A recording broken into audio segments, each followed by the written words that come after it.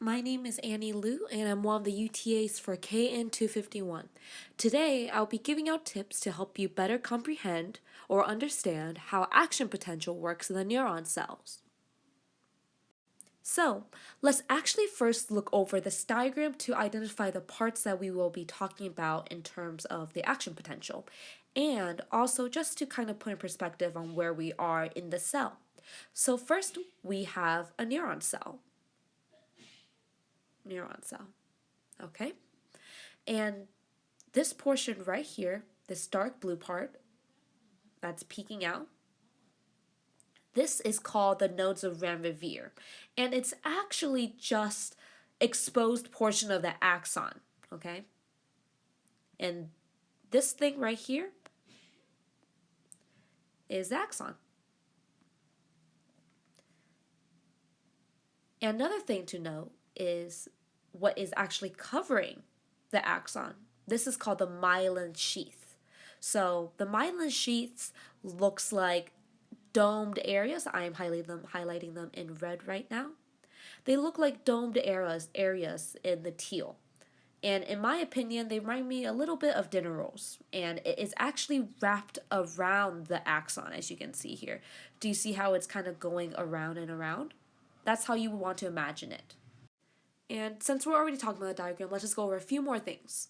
This portion right here are called the dendrites, right?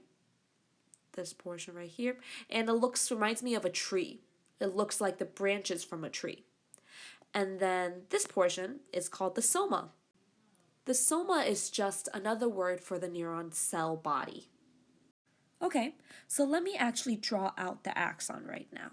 So let's say that this thing right here is our axon. And the axon is where the actual action potential is going through, right? So this is where the information is sent through. So let me just draw a little zigzag right here to show that this is where the information is actually being sent through.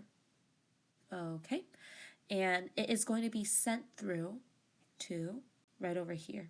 And this is going to relay information to the incoming neuron cell. And it's going to do that by the dendrites, right? So the incoming dendrites will take on this information. Okay, so these are going to be the incoming dendrites in the pink. So this is the axon, right? And right now you see the axon being bare. There's no myelin sheath on it yet. So let's draw on the myelin sheath right now. And we'll do this in red. All right, so I'm going to be using a highlighter red instead of what I use with the blue, just to show you that the myelin sheath just kind of covers the axon. It's not like it is axon, myelin sheath, axon, myelin sheath. It is just the axon, right? And then the portions of the axon that is being covered with a myelin sheath. And then axon, and then portions of the axon that's being covered with a myelin sheath, if that makes sense. So here I drew so this portion right here, it is the myelin sheath. Now let's look over on how the action potential works. The action potential actually hops from node to node. And again, like I previously stated, this portion right here is a node. This portion right here is a node. It is areas where there is exposed axon, okay?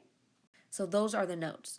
The action potential hops from node to node. So it goes more like this, okay? And then it goes like this. And then it goes like this. It's a hopping motion. And this is called saltatory conduction.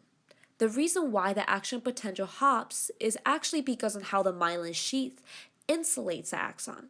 And because of this myelination, the voltage-gated sodium channels are actually clustered in the areas where the nodes are.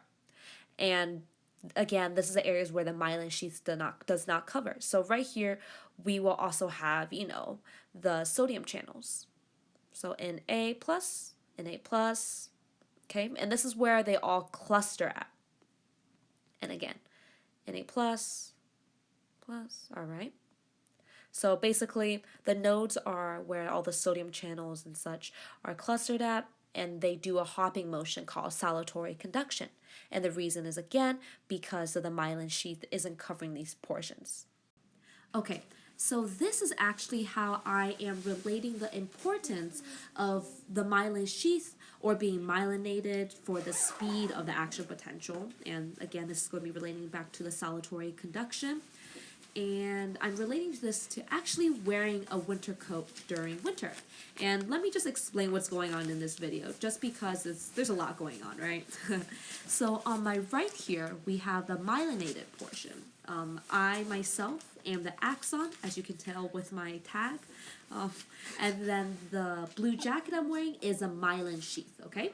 So again, I'm the axon, blue jacket is a myelin sheath. So we are set in winter, given the background. And on the right is a myelinated portion, as you can tell with the GIF as well. And on the left is the unmyelinated portion, as you can tell with the GIF as well. So, myelin sheath is kind of like wearing a winter jacket during winter. It keeps you insulated and warm, and by wearing a winter jacket, you are able to walk and do whatever you need to do at a faster pace, as seen in this video right now. And this is because you're all insulated and warm.